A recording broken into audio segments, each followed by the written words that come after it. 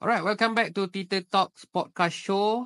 Tita Talks Podcast Show ni adalah satu rancangan khas di mana kita bawakan idola-idola ataupun figure-figure yang terkenal untuk berkongsi cerita mereka ataupun life story mereka untuk dijadikan pedoman dan teladan. Untuk viewer yang sedang tune in, mungkin anda jangan lupa untuk komen, like, subscribe dan juga share. Click on notification untuk terus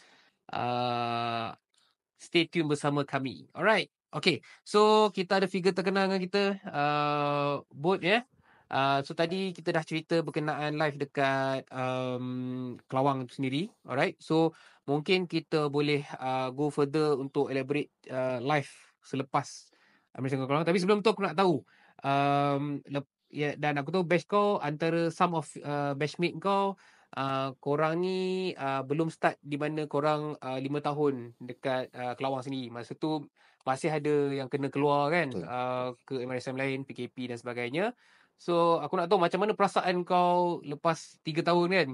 Kau dah habis kat Kelawang dan dapat surat, oh kau kena pindah rupanya. Kau kena keluar ke MRSM lain. Dan yelah, kau kena tinggal kawan-kawan yang kau dah kenal untuk 3 tahun dan kena buat kawan baru.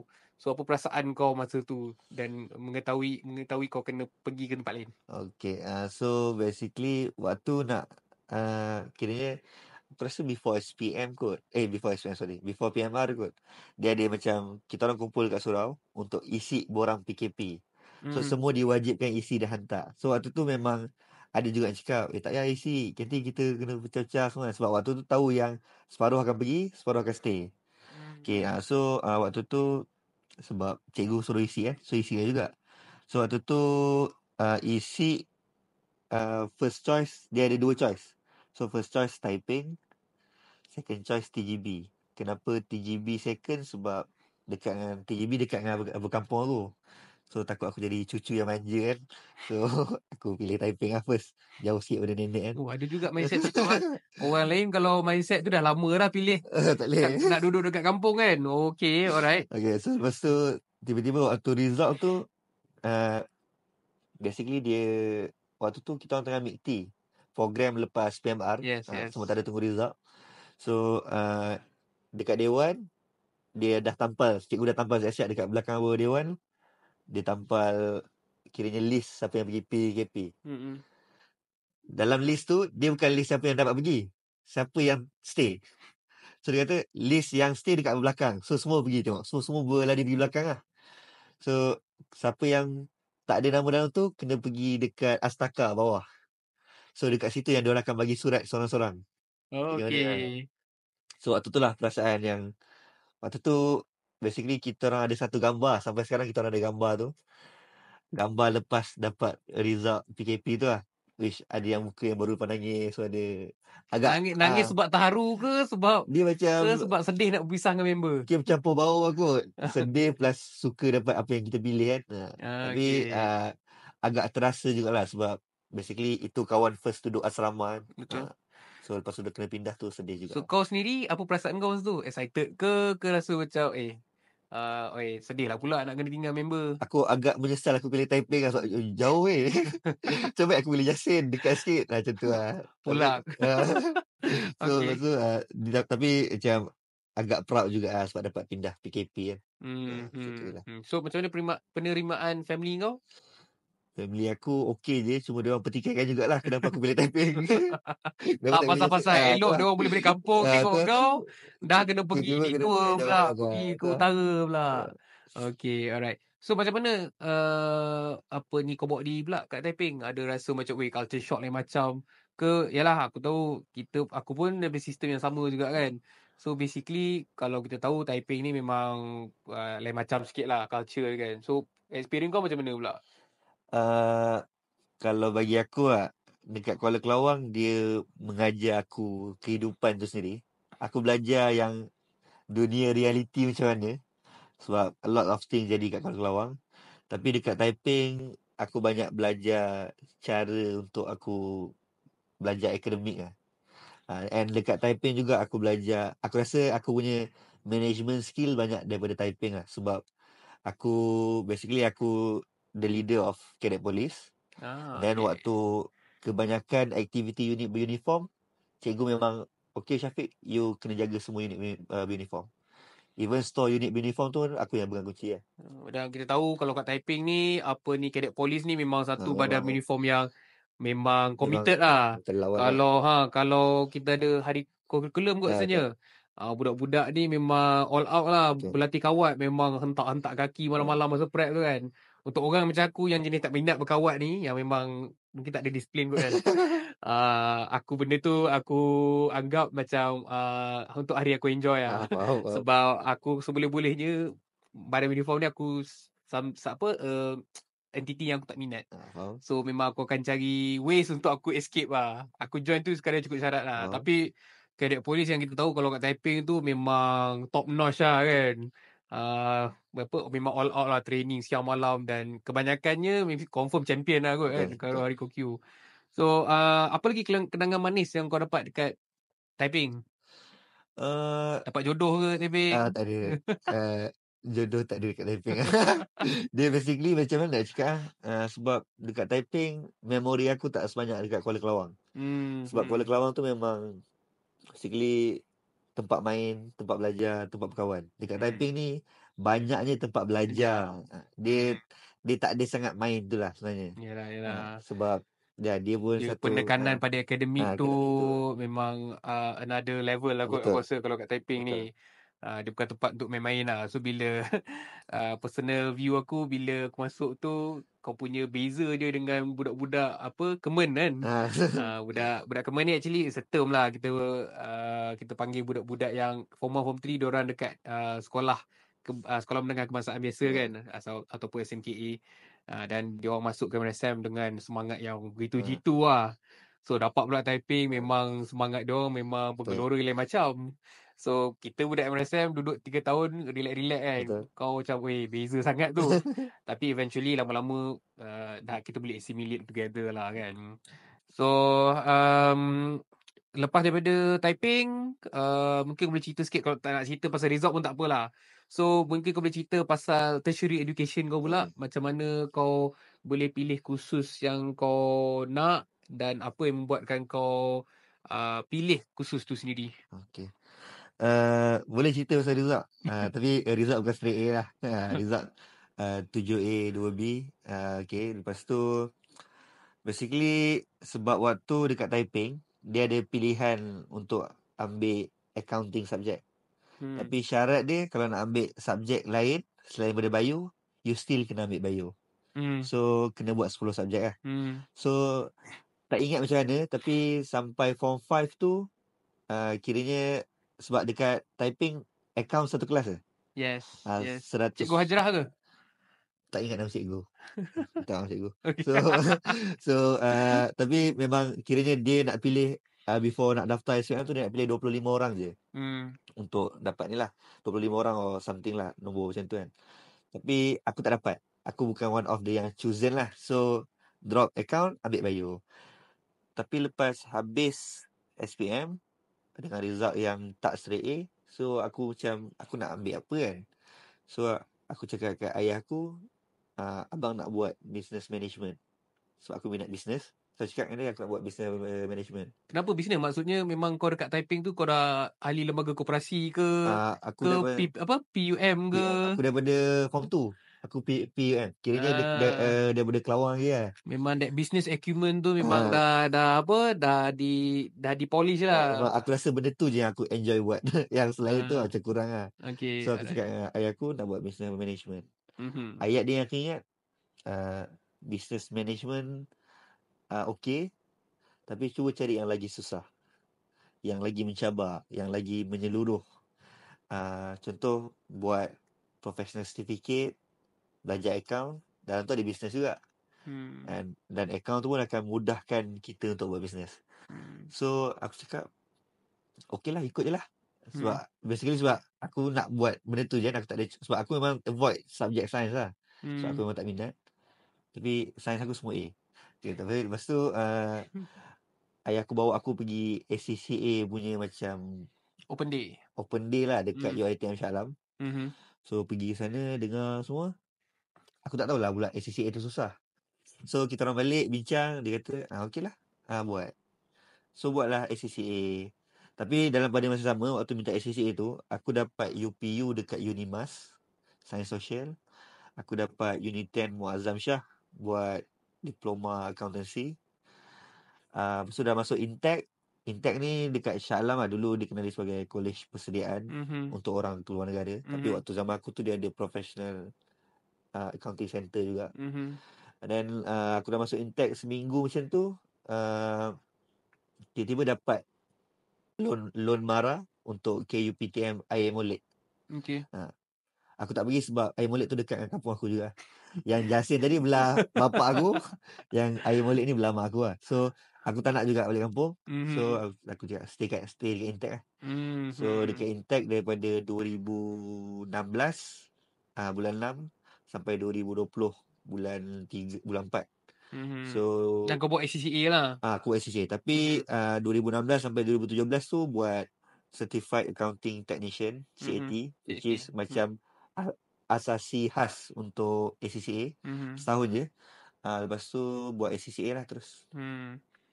Dia yang aku ingat, kalau katakan let's say kau ambil prinsip perkawanan masa dekat maktab ataupun masa kau SPM, kau boleh omit a few papers kan? Satu paper je. Satu paper first je. Oh, okay. So tak banyak sangat lah. So macam tak ada different lah. Let's say kalau Betul. ambil pun tak not to say very advantageous sangat lah Dia bila kau macam ambil CCA. personally lah, aku tengok kawan-kawan siapa yang ambil prinsip perakaunan dekat sekolah, dia akan lagi confused. Okay.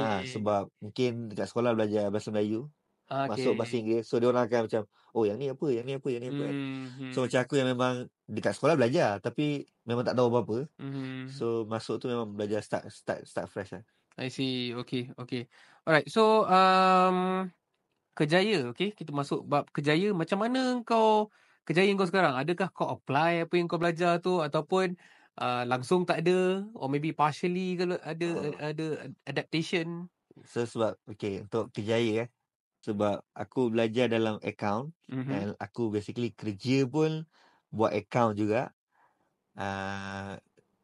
So previously aku dekat Affin Bank, which is buat regulatory reporting, something like account punya team account dah buat, aku kena report to bank negara, bursa semua tu. Dan aku ada buat audit dekat EY, aku ada buat audit dekat medium firm dekat Subang, dan aku ada jaga 2 franchise ayam mas before that. So kerjaya aku mostly base account punya base lah. So memang debit, kredit, balance ke tak balance tu memang semua tu ada sentuh. Cuma how much apply itulah yang membezakan. So mungkin macam kalau dekat audit tu dia banyak macam standard account. Kalau dekat Affin Bank dia macam banyak on the balance sheet, financial statement itself. Macam tu lah. Okay, tu dah masuk technical lah tu. Tu dah Bila kau technical. cakap dengan aku pun, aku dah tak faham lah term tu. So sebab macam aku pun, aku actually masa dekat Kelawang, aku ambil juga account. So tapi memang aku flop teruk lah. Sorry lah Cikgu Nas. Masa tu Cikgu Nas pun headache kat dengan aku. Sebab aku rasa yang aku teruk tu masa tu macam nak dekat trial PMR kot masa tu. Sebab aku tak boleh make sense of balancing kau punya debit dan kredit tu. So bila aku dah struggle tu, kira macam aku hadap je lah untuk PMR.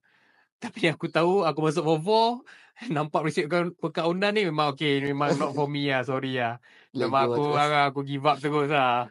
So aku opposite kau lah. So macam kau decide nak ambil accounting, aku decide untuk okay, aku memang aku kena avoid accounting, aku ambil lah sign.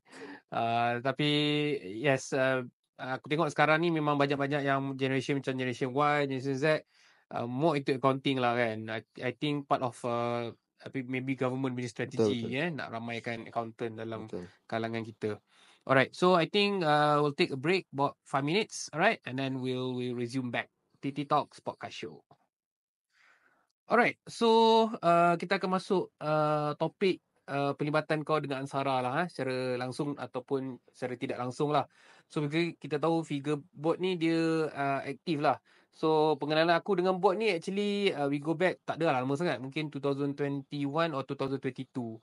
So masa tu aku sendiri tengok duk scroll Instagram, nampak lah group KKOB.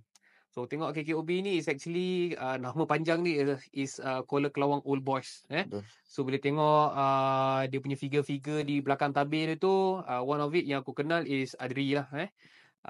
Shout out to Adri, alright. Dan selamat pengantin baru. Walaupun tak berapa baru lah. Happy Mansuri Jumaat lepas. Okay, happy Mansur Adri. Alright, so bila aku tengok tu, actually figure di belakangnya ialah bila selidik-selidik, rupanya figure belakang dia ialah seorang insan bernama Syafiq Zamri. So aku PM lah, aku dengan Al masa tu kita cakap jom lah PM kan. So mungkin it's a entity yang kita boleh work closely together untuk engage untuk build engagement dengan wing yang lebih muda lah. So masa tu aku tengok cara poster memang mantap dengan dia punya update kan, result bola dan sebagainya. So it's a dedicated football team lah actually. So mungkin kau boleh elaborate sikit macam mana kau boleh build the name kan, kenapa nama as such dan apa objektif kau buat KK All Boys ni. Okay. Panjang ni. Okay. So awalnya nama dia bukan KK All Boys, nama dia KK Tiger. So awal ni aku ingat lagi first match aku attend adalah 2019. Waktu tu basically team ni mungkin dah lagi awal ditubuhkan sebab aku bukan budak bola waktu dekat sekolah. Then second aku form 3 je aku dah keluar. So kira ada gap sikit lah dekat situ dengan kawan-kawan Kuala Kelawang kan. Jadi diorang memang ada tim bola diorang memang power bola. So 2019 tu aku dapat tahu ada satu tim ni nama dia KK Tiger. So aku pun baru masuk dalam group tu. Dan diorang ada buat satu match dekat Bandar Ainsdale. Tahun tu aku ingat lagi 2019. Basically before COVID lah kot. COVID 2020 kan. Before COVID. So memang kiranya diorang biasa before main diorang akan buka satu list nama siapa nak main. So aku tak letak nama. Aku cakap aku datang tapi nak tengok je. Tapi ni cerita benar yang aku tak pernah beritahu sesiapa. Aku datang padang tu dengan aku dah pakai seluar tight dengan seluar pendek dekat dalam seluar track. So aku macam kalau dia orang ajak main boleh lah main kan. Sebab aku memang waktu tu memang segan sebab aku memang first time jumpa kawan-kawan balik daripada Kuala Kelawang. Aku first time jumpa dia orang balik. And then aku kira macam datang tu terus nak tengok main bola. Macam nak main segan lah. Boot semua dah ada lah sebenarnya. Tapi memang okay. So dia orang ajak lah main. Tapi macam tak apa lah, segan kan. So itu first match aku pergi. Lepas tu aku tak tahu apa jadi lepas tu. Mungkin lepas habis game aku terus balik rumah. Tapi diorang lepak ke apa. So the next game tu dekat tak silap Kota Kemuning, Shah Alam. Aku tengok poster yang diorang buat dah tukar nama KK All Boys. Okay. So aku tak tahu diorang bincang waktu mungkin diorang lepak ke malam tu apa. Tapi dalam grup tu ada cakap, kita kan nak tukar nama KK All Boys kan. So asal nama KK All Boys tu aku tak tahu macam mana. Tapi itu boleh tanya dekat Adri ataupun ada seorang lagi yang sebenarnya kira yang buat asalnya lah KK All Boys ni, which is Afiq Syamsul, kita orang panggil dia Cheng. So dia lah yang dulu baju semua dia yang supply, baju dia yang buat. So dia lah basically captain of the team. Adri macam coach lah of the team. So match yang kat Kota Kemuning tu aku datang dan aku main. So after that baru lepas waktu tu KK All Boys tu tak ada logo. Guna logo MRSM, letak KK All Boys. Macam tu lah.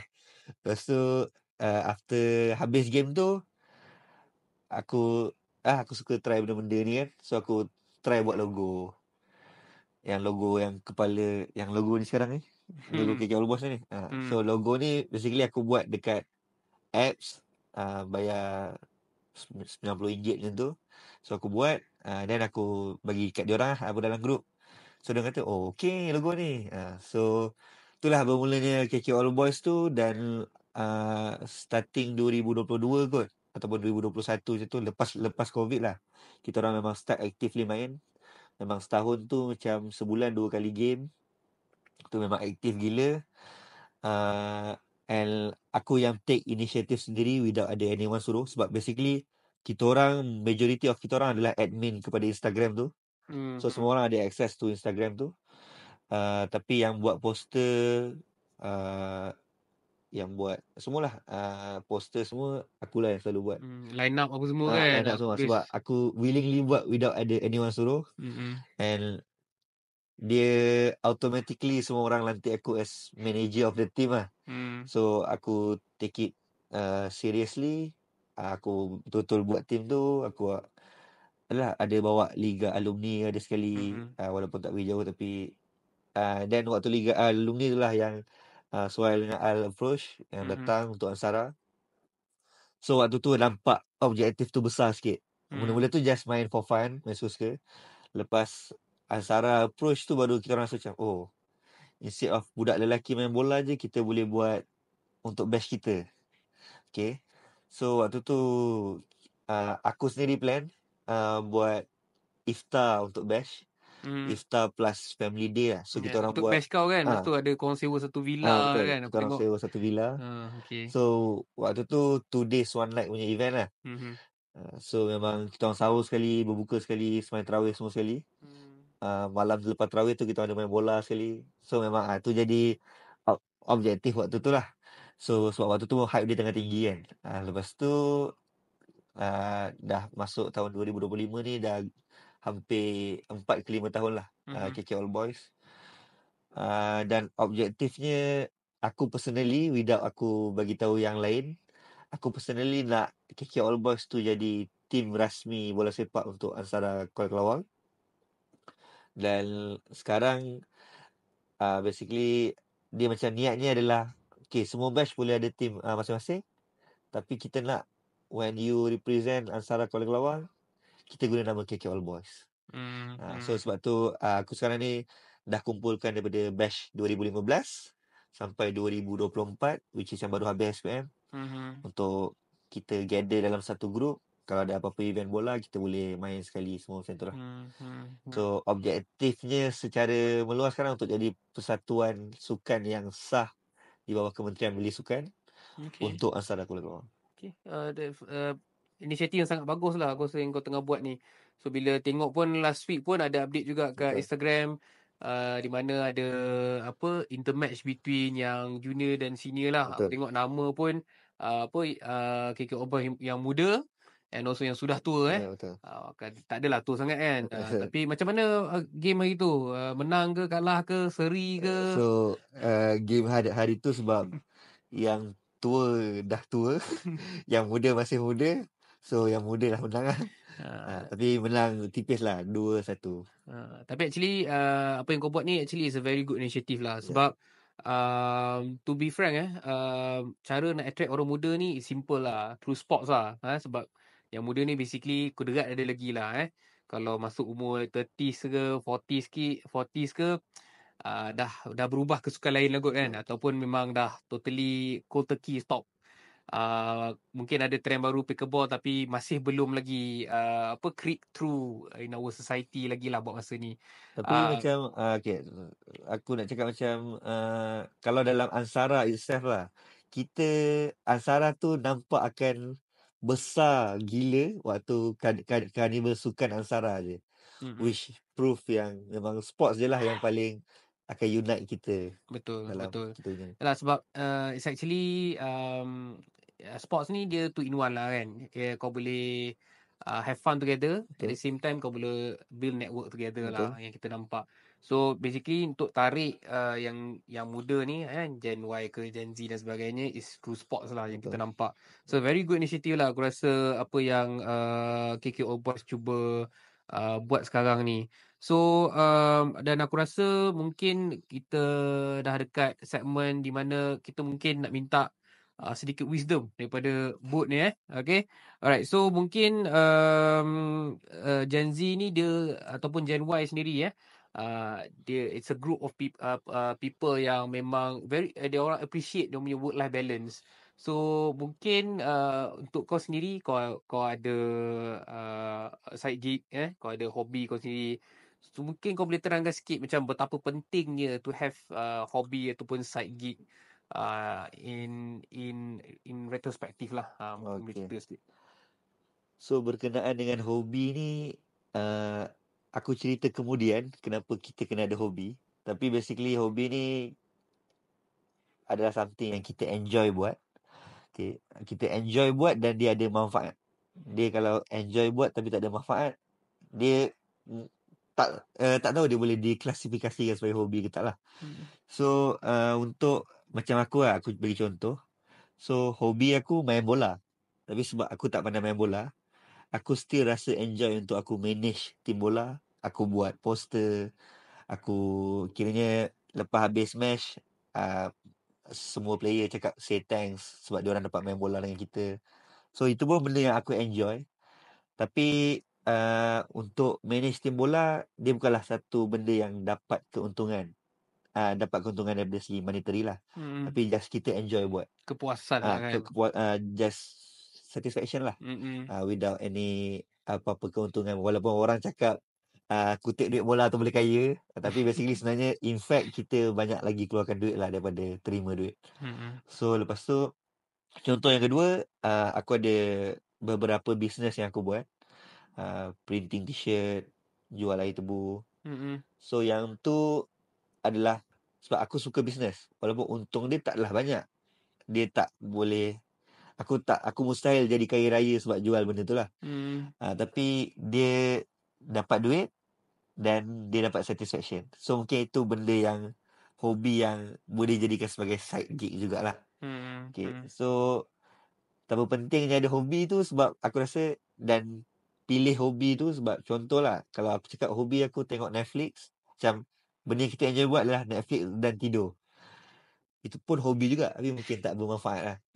So bagi aku pemilihan hobi dan kepentingan ada hobi tu is penting. Untuk contoh let's say aku penat bekerja daripada Isnin sampai Jumaat.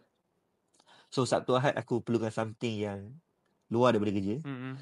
So Sabtu tu main bola. Hmm. So dia akan ada, dia kalau kita nak dapat work life balance sepanjang Isnin sampai Jumaat tu macam impossible lah. Sebab ini dunia tipu-tipu kan. So at least satu hari dalam seminggu tu kita dapat benda yang kita suka untuk buat, aku rasa cukup lah. Betul, agree. Okay, so I think kita bring this question further, di mana kalau tengok data, aku tak ada data breakdown data tu sendiri, tapi I think kita sekarang ni berhadapan di mana Gen Z it's maybe it's a future problem lah kot, belum sampai tahap pandemik yang teruk lagi lah kot. Most Gen Z sekarang ni diorang tak rasa the importance of furthering their studies ataupun having to further in tertiary education. So mungkin boleh bagi pandangan kau daripada seorang Gen Y. Mungkin kau boleh, apa pandangan kau daripada segi whether is it important or not, lepas kau pun mungkin ada 5 to 6 years experience dah kot kerja. So mungkin boleh bagi pandangan kau in that sense. Kiranya penting atau tak tertiary education. Yes. Actually kalau tanya aku, as ayah aku seorang yang open. Dia macam cakap, oh if you cannot belajar macam orang lain, universiti or apa semua, buat something yang technical. Belajar memasak, Pivot lah kot belajar bertukang. Tapi it's still education. So bagi aku, apa-apa pun yang kita buat, kita kena ada education tu. Even businessman yang dah berjaya pun, walaupun contoh macam orang kata, oh dia tak lepas universiti pun, tapi dia boleh ada bisnes yang kaya. Tapi waktu dia buat bisnes, dia still akan pergi kelas-kelas, jumpa sifu-sifu. Sebab pentingnya education tu untuk kita berjaya dalam sesuatu lah. Benda tu mungkin tak, contoh kita tak apply directly to that work. Contoh, tapi dia still akan membantu kita dalam buat decision making semua tu lah.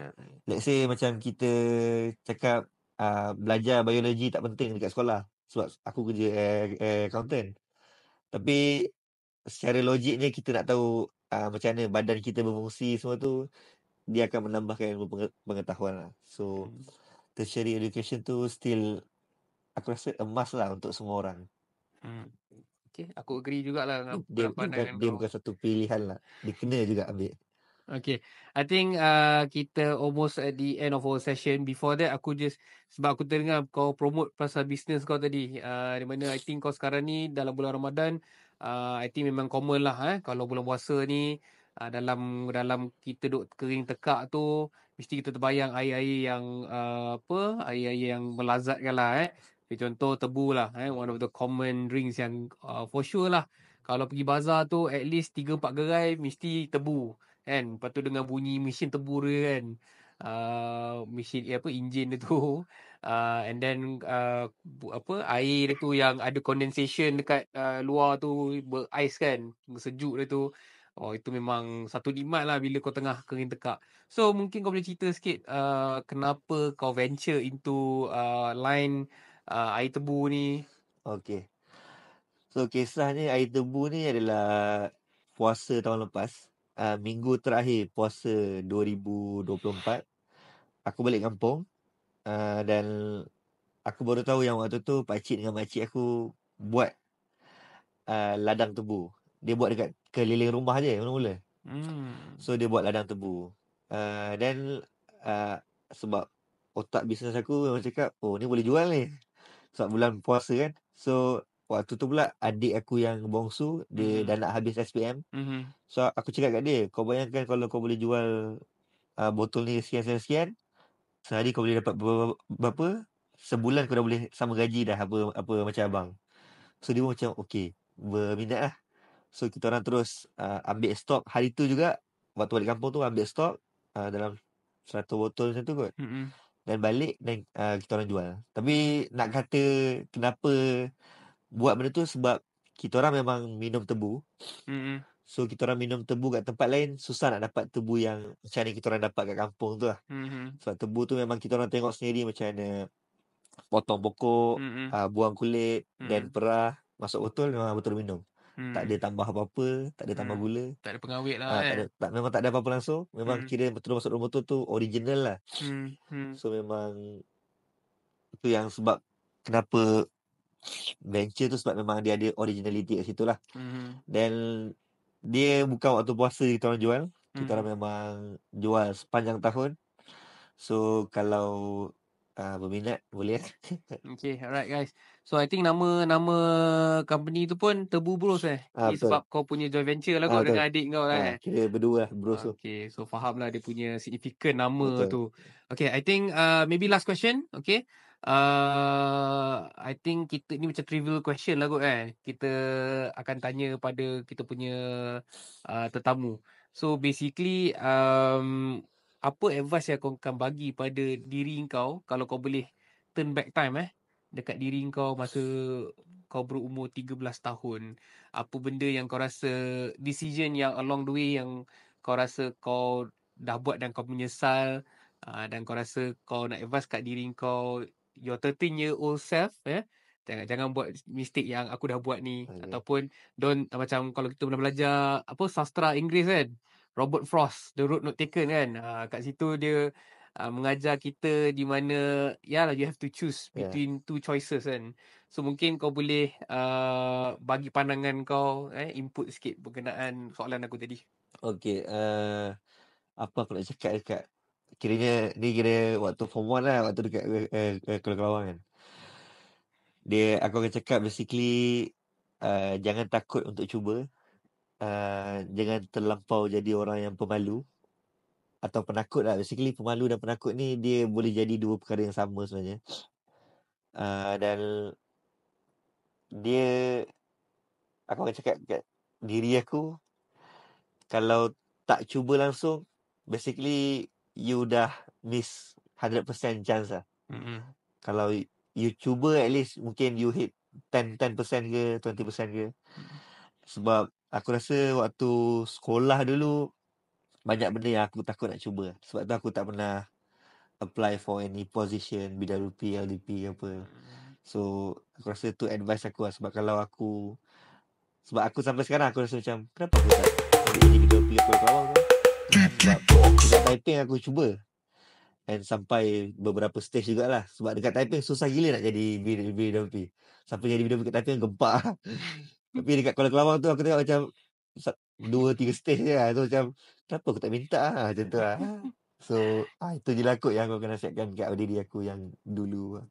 I think nasihat kau ni pun boleh apply lah dekat mungkin adik-adik ataupun anyone viewer yang sedang menonton irregardless your age group lah actually untuk aku yang berumur 30 plus ni pun anything yang kita face in our life jangan jadi takut lah untuk mencuba something new.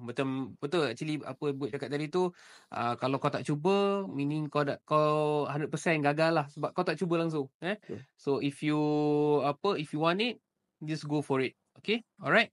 So I think we're at the end of our talk show. Alright.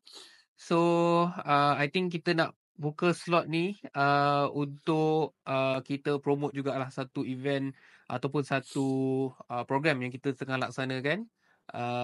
Kita ada program which is program Infak Ramadan lah untuk MRSM Kuala Kelawang tu sendiri.